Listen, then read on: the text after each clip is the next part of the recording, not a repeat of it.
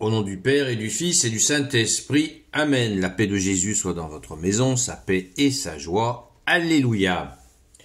Nous lisons le Saint-Évangile selon saint Matthieu, chapitre 23, versets 1 à 12.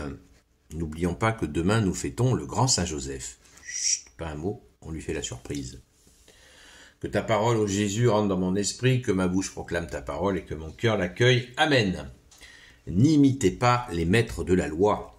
Alors, Jésus fit ce discours à la foule et à ses disciples. Les maîtres de la loi et les pharisiens se sont fait les interprètes de Moïse. Faites et observez tout ce qu'ils vous disent, mais ne faites pas comme ils font. Car ils disent et ne font pas. Ils préparent de lourdes charges et ils vous les mettent sur les épaules, mais eux-mêmes ne bougeraient pas un doigt pour les remuer. Tout ce qu'ils font, ils le font pour être vus des hommes. Voyez ces larges citations de l'Écriture fixées à leur front. Et les longues franges à leur manteau, ils aiment les premières places dans les repas, les premiers fauteuils à la synagogue. Et les salutations sur la place, ils aiment que les gens les appellent maîtres. Mais vous, n'acceptez pas qu'on vous appelle maître, car vous n'avez qu'un maître, et vous êtes tous frères. Ne donnez à personne sur cette terre le titre de père, car vous n'avez qu'un père, celui du ciel. N'acceptez pas qu'on vous appelle guide, car seul le Christ est votre guide. Que le plus grand d'entre vous soit votre serviteur, car celui qui s'élève sera abaissé, et celui qui s'humilie sera élevé. Alléluia, merci Jésus, c'est très clair, on y vient assez régulièrement. C'est d'ailleurs certainement une des priorités de la mission de Jésus de restaurer la vérité et l'amour. Amour et vérité, il n'y a pas d'amour sans vérité, il n'y a pas de vérité sans amour. La justice et la miséricorde, bien entendu, aussi. Mais à quel sujet? Eh bien, au sujet de la religion détournée. Jésus le dit lui-même. Les maîtres de la loi et les pharisiens se sont fait les interprètes de Moïse.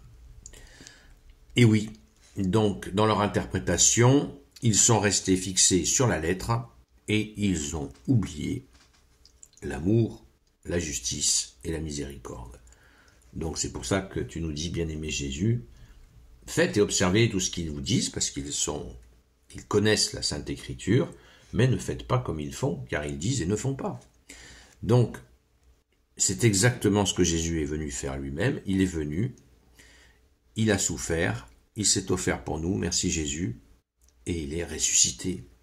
Jésus est venu parmi les siens, il est venu, il s'est fait homme, il est Dieu qui s'est fait homme pour faire l'inverse de ce que ces gens faisaient, qui était devenu une caste. Une caste, exactement cela.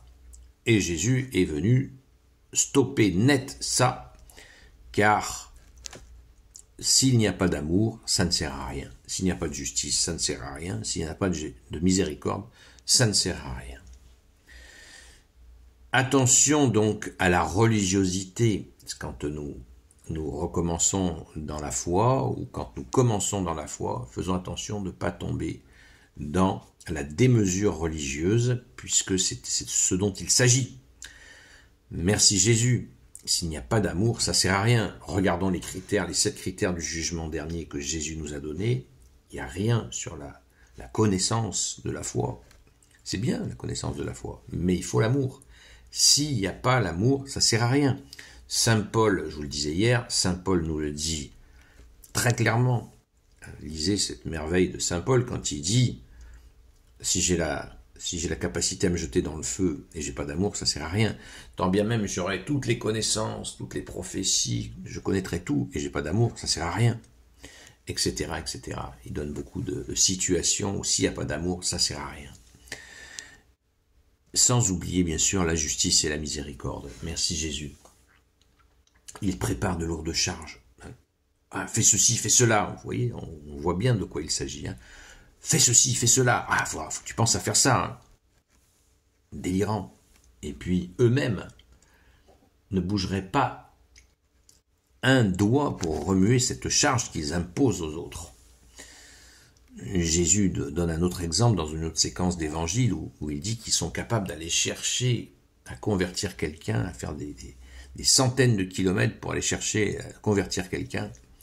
Et puis, une fois qu'ils l'ont converti, eh bien, ce type-là, s'il fait un pet de travers, ils le chargent. Ils en font, comme dit Jésus, c'est pas moi qui le dis, c'est Jésus qui le dit, ils en font un candidat pour l'enfer. Parce que c'est l'orgueil qui mène cette affaire. Mais évidemment, c'est évident, ça paraît évident. Alors, ils font tout pour être vus, on a compris, m'as-tu vu, les premières places, les premiers fauteuils. Dans une il faut bien comprendre le contexte de l'époque, c'est une société religieuse, éminemment religieuse. Il y a le temple de Dieu qui est à Jérusalem. Tout est axé sur l'aspect religieux. Donc ce sont devenus les cadres de la religion et qui ont complètement dévié. Il fallait que ça s'arrête. Et Jésus est venu pour stopper cela. Merci Jésus, on n'imagine pas. Ça sent la théocratie qui a vrillé complet. Les maîtres de la loi et les pharisiens. Mais vous n'acceptez pas qu'on vous appelle maître. Se faire appeler maître. Waouh, imaginez l'orgueil. Maître. Bonjour maître. Waouh. C'est délirant, c'est délirant. Et Jésus nous dit, donc n'appelez personne maître. Et vous n'avez qu'un seul guide, c'est le Christ. Vous n'avez qu'un maître et vous êtes tout frère. Regardez l'humilité de Jésus. Verset 8. Mais vous n'acceptez pas qu'on vous appelle maître, car vous n'avez qu'un maître. Là, il s'adresse aux disciples, Jésus, à la foule et aux disciples. Mais il veut bien que les disciples entendent, parce qu'il sait qu'ils vont avoir le pouvoir de chasser les démons, de guérir les malades. Ne vous faites pas appeler maître. Vous n'avez qu'un seul maître. C'est dit sans être dit. Et vous êtes tous frères. C'est-à-dire, vous n'avez qu'un seul maître. Jésus est en train de leur dire, le maître, c'est moi. Mais Jésus est doux et humble de cœur, comme il nous le dit de lui-même. Le seul maître, c'est moi. C'est toi, Jésus, évidemment. Par toi, tout est possible. Vous ne pouvez rien faire sans moi, nous dit Jésus. Et vous êtes tous frères. C'est magnifique. C'est magnifique. Vous êtes tous frères. Waouh! Et cette allusion à comment trouver l'autorité, Jésus nous donne la source de l'autorité. Au verset 11, que le plus grand d'entre vous soit votre serviteur. C'est l'autorité, le système d'autorité qu'il y a dans l'Église est basé sur cela. Serviteurs, les prêtres sont serviteurs, les diacres sont serviteurs, les moines sont serviteurs, et nous les laïcs, nous sommes serviteurs, nous sommes tous serviteurs de Jésus qui est la tête de l'Église catholique apostolique. Il faut vraiment l'intégrer, merci Jésus. Se faire serviteur, jusqu'à même, Jésus dit dans une autre séquence, jusqu'à se faire esclave des autres. Ainsi, vous obtiendrez une autorité, vous serez écouté si vous êtes serviteur. Et si quelqu'un se détourne de cette règle, la sentence est annoncée par Jésus lui-même. Car celui qui s'élève sera abaissé, et celui qui s'humilie sera élevé. Waouh! C'est beau, c'est tellement vrai, ça fait du bien, merci Jésus, ça fait vraiment du bien. Alors certains pourraient dire, tu as fait exprès de ne pas parler de la question, ne donnez pas le titre de Père, car vous n'avez qu'un seul Père, celui du ciel. Non, je ne l'esquive pas, je voulais insister sur l'aspect du maître, du guide, seul guide. Jésus nous dit, vous n'avez qu'un seul guide, c'est le Christ. Et avant de venir à cette question de Père, Jésus dit, vous n'avez qu'un seul guide, le Christ. Mais il ne dit pas, c'est moi le Christ. Vous avez vu?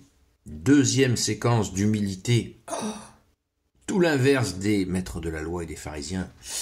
Moi, regardez-moi, je suis en train de prier, regardez-moi. Non, pas du tout, Jésus est humble. Il ne dit pas qu'il est le seul maître. Il ne dit pas qu'il est le seul guide. Il dit, vous avez le Christ qui est votre seul guide. Ça fait du bien. Jésus nous dit, apprenez que je suis doux et humble de cœur. Tout est là. Continuons sur la question. Désolé, c'est très énumérant, c'est l'énumération, mais c'est tellement important de bien comprendre cette séquence, parce que dans nos vies, nous avons besoin de cela. À l'heure où on parle, il y a des gens qui appellent d'autres gens maîtres. Hein. Oui, 2000 ans. Et Jésus a dit, faites pas ça. Alors, qu'est-ce qui se passe? Ça existe encore. Bien plus qu'on ne le croit. Il y a des gens qui ont un grade de maître. Waouh! À fuir. Donc, père. N'appelez personne père. Pourquoi? Élément de contexte, dans l'époque en question, il y avait des gens très pauvres qui étaient autour des gens très riches et qui essayaient d'obtenir quelques miettes de ces gens riches. Alors pour se faire bien voir de ces gens riches, père, bonjour père, vous voyez, de façon à obtenir quelques miettes, quelques grâces, quelques petites monnaies, quelques petits travaux à faire, se faire bien voir. Pour se faire bien voir, ces gens disaient « Père » aux gens riches. Jésus n'a pas supporté ça. Il leur a dit « Non, vous n'avez qu'un seul Père, le Père du ciel. » Donc ça n'a strictement rien à voir avec le fait d'appeler un prêtre « Père ». Quand on appelle, nous les catholiques, un prêtre, déjà un, c'est pas obligatoire, mais quand nous le faisons, nous appelons un prêtre « Père ». Ça veut dire qu'on reconnaît, on s'adresse au Père du ciel, puisqu'il est serviteur de Jésus, qui lui-même fait la volonté du Père. Donc quand nous croisons un prêtre, nous disons « Bonjour, Père ». Père. On salue le Père du ciel et de la terre, et on reconnaît bien sûr le serviteur qui est là, le serviteur de Jésus, qui fait la volonté du Père. Voilà.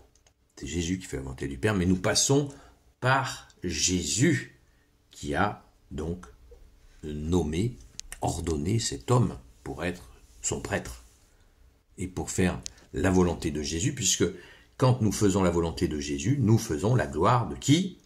La gloire du Père. Alors, pas de mauvais procès à ceux qui ont le procès facile, s'il vous plaît, détendez-vous, respirez, étudiez le contexte de la Sainte Écriture, vous la comprendrez mieux. Je dis ça, ça ne veut pas dire que je la maîtrise, mais il y a des bases, comme l'étude du contexte. Voilà, merci Jésus, loué sois-tu, bien-aimé Jésus. On peut en dire tant et tant sur ce sujet, mais toujours on enfonce. Le plus important dans notre tête, c'est l'humilité. Tout l'inverse de ce que Jésus vient de nous enseigner. N'imitez pas les maîtres de la loi et pas non plus les pharisiens. Très dangereux, l'orgueil. Comme on dit dans la Sainte Église catholique apostolique, l'orgueil, c'est le commencement de la chute. Donc, soyons très très vigilants à cela. Et je me répète, attention à la religiosité. À la religiosité. En faire trop. Dans la liste de ce qui salit l'homme, Jésus nous dit, attention à la démesure. Le mieux est l'ennemi du bien, comme dit ce magnifique proverbe que disait mon papa, paix à son âme. Merci Jésus d'avoir pris auprès de toi. Le mieux est l'ennemi du bien. Retenons cette parole de Jésus qui nous dit attention à la démesure. Pas de démesure. Alléluia, merci Jésus. Gloire éternelle soit au Père et au Fils et au Saint-Esprit, maintenant et toujours et pour l'éternité. Amen. Ô Jésus, toi qui peux tout et qui portes tout, toi le Sauveur, toi l'Emmanuel, je te confie toutes celles et ceux qui regarderont cette vidéo ainsi que leurs proches selon ta seule volonté, ô Jésus. Sainte Marie, Reine des cieux, toi l'Immaculée Conception, toi qui écrases le serpent, toi qui es la lune sous tes pas, toi notre Mère, Notre-Dame, Saint Joseph, toi le juste et le saint, toi le sage, toi la terreur des démons, toi le saint gardien de la Sainte Église catholique apostolique, Sainte Marie-Madeleine, notre chère Sainte Patronne, et vous tous les saints et saintes amis de Jésus, Saint Michel Archange, Saint Gabriel Archange, Saint Raphaël Archange, et vous tous les anges qui servez Jésus, je vous confie toutes celles et ceux qui regarderont cette vidéo, ainsi que leurs proches, selon ta seule volonté, ô Jésus. La paix de Jésus soit dans votre maison, et préparons-nous pour recevoir, pour fêter Saint Joseph demain. Je vous l'ai dit en début, j'insiste. Nous ferons un direct spécial Saint-Joseph demain soir, de 20h à 22h sur la chaîne Seul Jésus Sauve, sur TikTok. Le grand Saint-Joseph. On parlait d'humilité à l'instant. Voilà, symbole d'humilité, avec bien sûr notre Sainte Mère qui s'est totalement offerte. Saint-Joseph s'est totalement offert aussi.